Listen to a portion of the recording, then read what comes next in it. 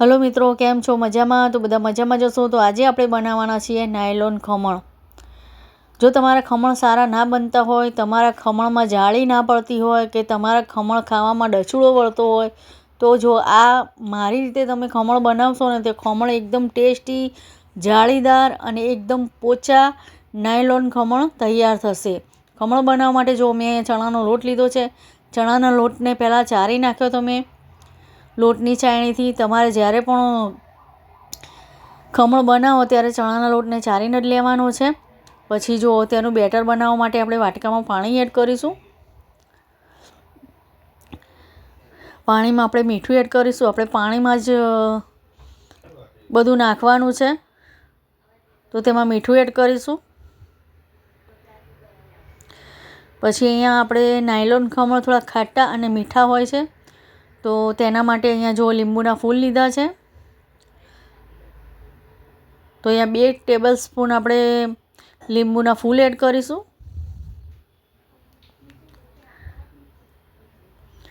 પછી અહીંયા જો મેં થોડી ખાંડ લીધી છે, એટલે અંદર ખમણની અંદરથી પણ ખાંડનો ટેસ્ટ સરસ ખાટો મીઠો આવે, લીંબુના ફૂલનો અને ખાંડનો. પછી આ બધી સામગ્રીને આપણે આ રીતે મિક્સ કરી દઈશું. જુઓ, પાણીમાં આ રીતે એકદમ આપણે મિક્સ કરી દેવાની છે, જ્યાં સુધી લીંબુના ફૂલ ઓગળી ના જાય અને ખાંડ અને મીઠું સરસ ઓગળી ના જાય ત્યાં સુધી આને આપણે મિક્સ કરતું રહેવાનું. હવે ચણાના લોટમાં આપણે થોડું થોડું બેટર પાણી એડ કરતા જઈશું અને આ રીતે મિક્સ કરતા જઈશું. જુઓ, થોડું થોડું પાણી એડ કરીને આપણે મિક્સ કરતું રહેવાનું છે. આપણે વધારે પાણી એડ નથી કરવાનું. જો વધારે પાણી એડ કરીશું ને તો બેટર પતલું થઈ જશે અને આપણે આને બહુ બેટરને પતલું નથી કરવાનું. આપણે થોડું જાડું જ બેટર રાખવાનું છે. જો આ રીતે મિક્સ આપણે કરતા જઈશું અને થોડું થોડું પાણી એડ કરતા જઈશું. એ વાતનું ધ્યાન રાખવાનું કે આમાં ગોટલીઓ સહેજ પણ ના રહેવી જોઈએ. જો ચણાના લોટની ગોટલીઓ થઈ જશે ને તો ખમણ ખાવામાં સારા નહીં બને.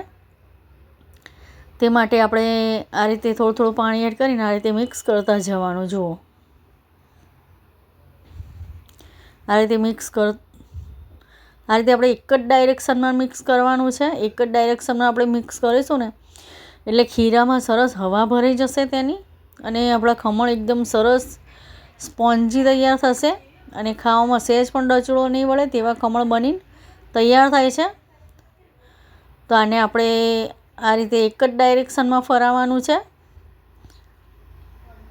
જો આ રીતનું આપણે ખીરું તૈયાર કરવાનું છે. આ રીતનું બેટર તૈયાર કરવાનું છે. ચમચીમાં બેટર એકદમ ચોંટી જાય, નીચે ના પડે તેવું બેટર આપણે અહીંયા તૈયાર કરવાનું છે.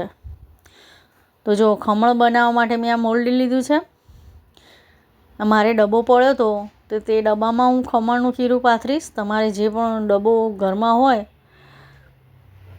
તેને તમે આ રીતે ખીરાને પાથરી શકો છો. કોઈ પણ ડબ્બો, આ રીતનો ડબ્બો હોય તો આ રીતનો ડબ્બો ચાલે ખમણ બનાવવા માટે. તો આ રીતનો આપણે ડબ્બો લઈ લઈશું અને તેને આપણે આ રીતે તેલ લગાવી દઈશું. આ રીતે તેલ લગાવવાથી શું ખમણ સરસ ઉખડી જાય છે. ખમણ નીચે ચોંટી નહીં જાય તે માટે થોડું તેલ લગાવી દેવાનું. પછી જુઓ, અહીંયા મેં ઈનો લીધો છે, તો આપણે ઈનો એડ કરી દઈશું અંદર. હંમેશા ખમણ બનાવતી વખત તમે ઈનો એડ કરો ને તો તમારા ખમણ એકદમ ફૂલી અને એકદમ સરસ જાળીદાર ખમણ તૈયાર થાય છે. તમારા મેં સોડા બોળા કશું નાખવાની જરૂર નથી. તમે ખાલી ઈનો નાખશો ને તો તમારા ખમણ એકદમ સરસ તૈયાર થશે. જો આ રીતે એકદમ પછી ઈનો એડ કરીને આ રીતે એકદમ મિક્સ કરી દેવાનું છે. આ રીતે એકદમ મિક્સ કરવાથી શું એકદમ બેટર સરસ ફૂલી જાય છે. તમે જોઈ શકશો એકદમ આપણે મિક્સ કરવાનું છે આને, જેથી સરસ અંદર હવા ભરાઈ જાય અને બેટર સરસ, તમે જોઈ શકશો કે બેટર સરસ આપણું ફૂલી જાય. તે માટે આને એકદમ આપણે એક જ ડાયરેક્શનમાં ફરાવવાનું છે. તમે જોઈ શકો છો આ રીતે આપણે મિક્સ કરતું રહેવાનું છે. જ્યાં સુધી ઉપર બબલ્સ ના આવી જાય ત્યાં સુધી આને મિક્સ કરવાનું છે. હવે આપણે જે ખમણ બનાવવાનું છે તેમાં એડ કરી દઈશું બેટર.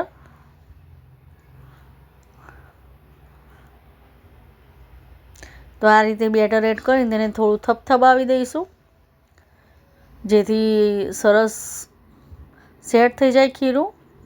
આ રીતે થોડું થપથપાવી દઈશું. તો હવે આપણે ખમણને બાફવા માટે મૂકી દઈશું. તો અહીંયા જો કઢાઈમાં મેં પહેલાં જ ગરમ પાણી કરવા મૂકી દીધું હતું, તો પાણી અહીંયા સરસ ગરમ થઈ ગયું છે. પાણી ઉકળી જાય પછી આપણે આ રીતે બેટરને મૂકી દેવાનું છે.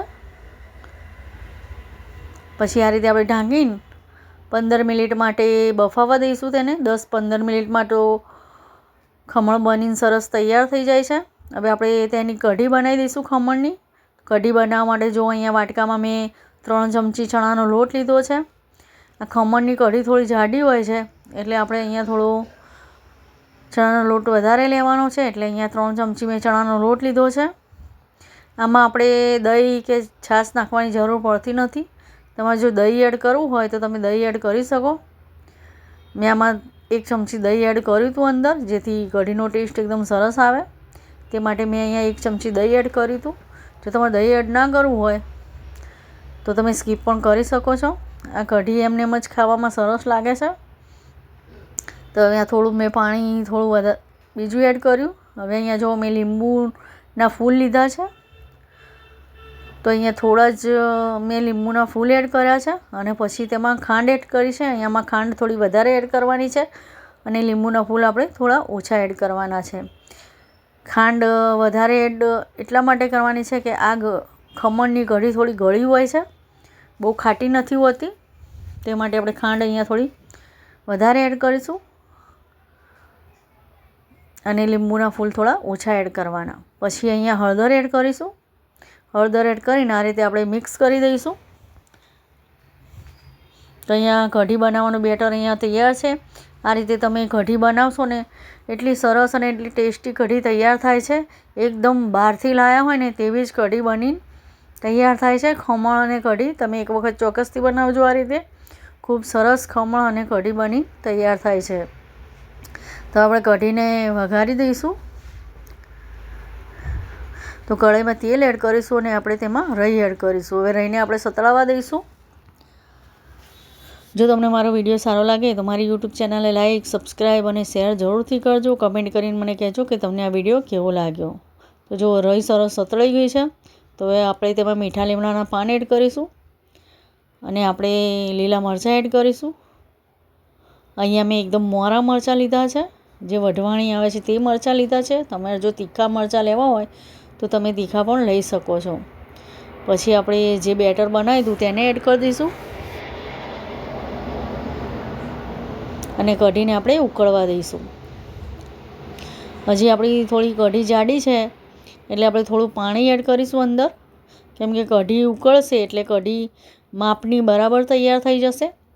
તે માટે આપણે થોડું કઢીમાં પાણી એડ કરીશું. જો મેં અહીંયા પહેલાં વઢવાણી મરચાં લીધા છે એટલે મેં અહીંયા વઘારમાં બહુ શેકાવા નથી દીધા. મેં તરત જ બેટરને એડ કરી દીધું હતું. તમારે જો પહેલાં તીખા મરચાં હોય તો તમે થોડા શેકાવા દેજો તેલમાં, પછી બેટરને એડ કરજો. તો હવે જો અહીંયા 1 ચમચી મેં દહીં એડ કર્યું અંદર. દહીંથી પણ સરસ ટેસ્ટ આવે છે કઢીનો. સરસ ખાટી મીઠી કઢી અહીંયા બનીને તૈયાર થાય છે. તો જો કઢી અહીંયા આપણી હજી જાડી છે, તો કઢીમાં આપણે થોડું પાણી એડ કરીશું. પાણી એડ કરીશું ને એટલે સરસ ઉકળીને કઢી માપની થઈ જશે. બહુ જાડી પણ નહીં રહે અને બહુ પતલી પણ નહીં રહે. તે રીતની આપણે કઢી બનાવવાની છે. હવે પાણી એડ કરીને આને કઢીને આપણે ઉકળવા દઈશું.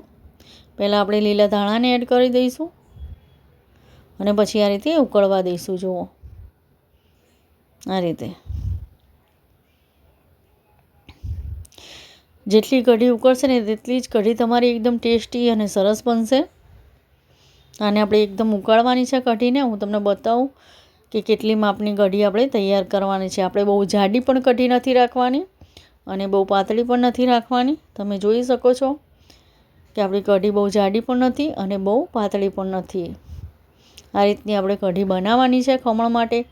આ કઢીને તમે ભજીયા જોડે કે ફાફડા જોડે કઢીને ખાઈ શકો છો.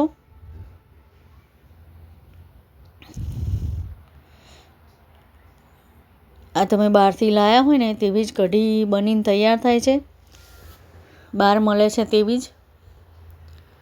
તો જો અહીંયા કઢી આપણી કમ્પ્લીટ તૈયાર છે ખમણની.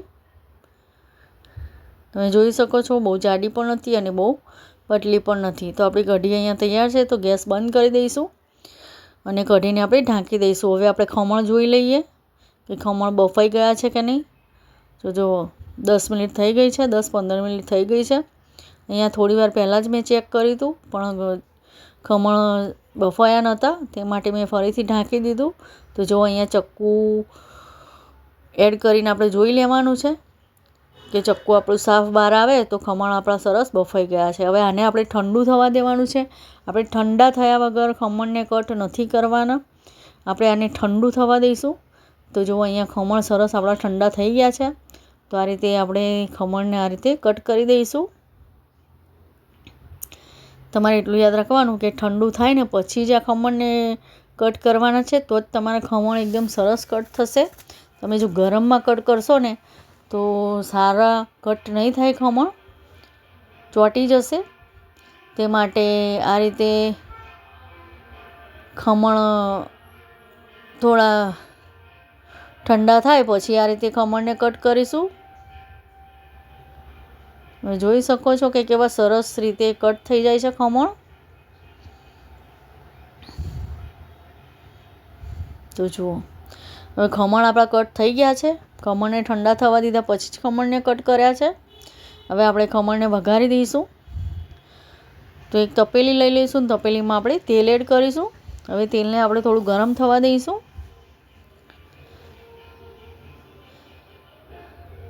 પછી તેલ આપણું થોડું ગરમ થાય એટલે એમાં રાઈ એડ કરી દઈશું અને રાઈને આપણે સતળાવા દઈશું. આ રીતે તમે ખમણનો વઘાર કરશો ને તો તમારા ખમણ ખાવામાં કદી ચબળ નહીં થાય કે કદી મોઢામાં ખાવામાં ડચુળો નહીં વળે, તેવા ખમણ બનીને તૈયાર થશે. તો જો રાઈને આપણે સતળાવા દઈશું. રાઈ આપણી સતળાઈ જાય પછી એમાં મીઠા લીમડાના પાન એડ કરીશું અને કાપેલા લીલા મરચાં એડ કરીશું. હવે આને આપણે શેકાવા દઈશું. બરાબર આ રીતે શેકાવા દઈશું જુઓ તેલમાં.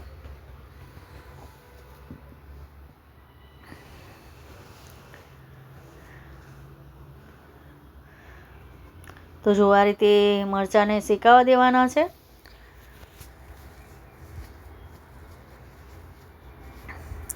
તમને વિડીયો સારો લાગે તો મારી રિક્વેસ્ટ છે કે સબસ્ક્રાઈબ જરૂરથી કરજો. હવે આપણે જો મરચાં સરસ શેકાઈ ગયા છે તો આપણે તેમાં પાણી એડ કરીશું. મેં અહીંયા થોડો અડધો ગ્લાસ જેટલું પાણી અંદર એડ કર્યું છે. આમાં થોડું વધારે જ પાણી એડ કરવાનું જેથી ખમણ ખાવામાં સરસ લાગે અને મોઢામાં ડચુડો ના વળે. તે માટે આપણે થોડું અડધો ગ્લાસ જેટલું મેં અહીંયા પાણી એડ કર્યું છે.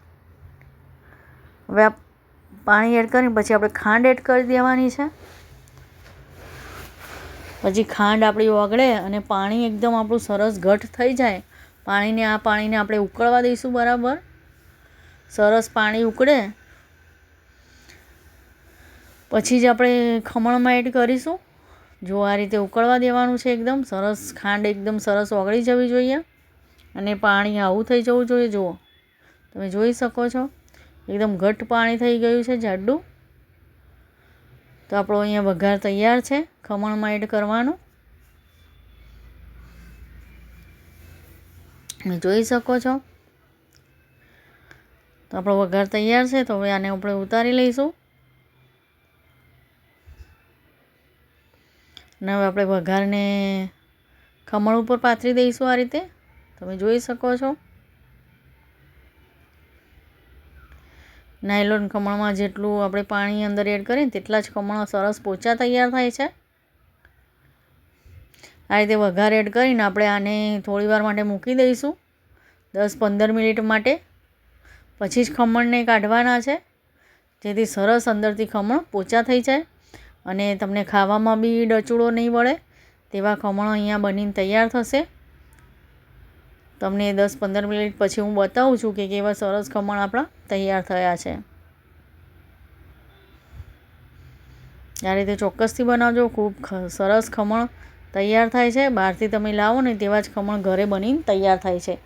તો જો 10-15 મિનિટ થઈ ગઈ છે, તો હવે આપણે જોઈ લઈએ, ચેક કરી લઈએ. તો તમને બતાવું કાઢીને કે કેવા ખમણ તૈયાર થયા છે. તો જો એકદમ સરસ જાળીદાર ને એકદમ બહાર મળે તેવા પોચા ખમણ અહીંયા તૈયાર થયા છે. જો તમે જોઈ શકો છો, એકદમ જાળી પડી છે અને એકદમ પોચા સરસ ખમણ અહીંયા તૈયાર થયા છે. એકદમ બહાર મળે તેવા જ ખમણ તૈયાર થાય છે. આ રીતે તમે બનાવો તો બધા ખમણને આપણે આ રીતે ડીશમાં કાઢી લઈશું. તમે જોઈ શકો છો કેવી જાળી બની છે. જુઓ ખમણમાં આ રીતે તમે બનાવશો ને તો સરસ ખમણ તૈયાર થશે. જો તમે જોઈ શકો છો. જ્યારે આપણે વઘાર કરીએ ને પછી 10 મિનિટ માટે રહેવા દેવાનું છે. 10 મિનિટ તમે રહેવા દેશો ને એટલે ખમણ સરસ આપણા એકદમ વઘારને પી લેશે અને એકદમ સરસ ખમણ પોચા થઈ જશે. આપણે નાયલોન ખમણ છે એટલે આ ખમણ ખાવામાં પોચા જ સારા લાગે છે. આ રીતે બધા ખમણને આપણે થાળીમાં કાઢી લઈશું. તો જુઓ અહીંયા આપણા ખમણ તૈયાર છે.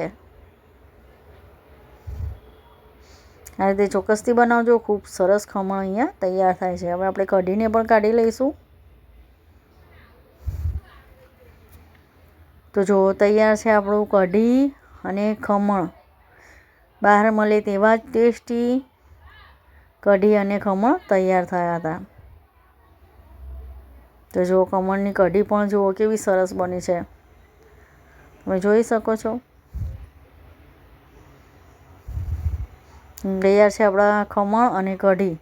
તમને વિડીયો સારો લાગે તો સબસ્ક્રાઈબ જરૂરથી કરજો. બધાને મારા તરફથી જય મા લક્ષ્મી અને જય શ્રી કૃષ્ણ. બનાવીને ચોક્કસથી ખાજો. તો મળીશું બીજા વિડીયોમાં.